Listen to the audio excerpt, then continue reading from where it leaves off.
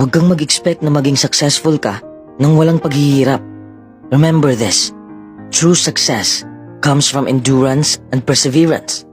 Kung madali lang maging successful sa buhay, edi sana'y successful na tayong lahat, di ba?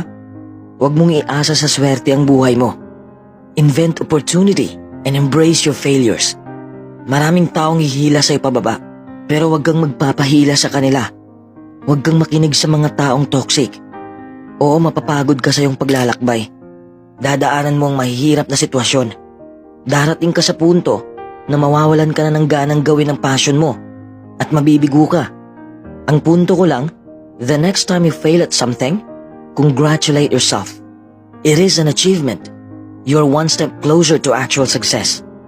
Marami kang matutunan sa kabiguan mo. Along the way, you learn a lot about yourself and you learn a lot about what makes you happy.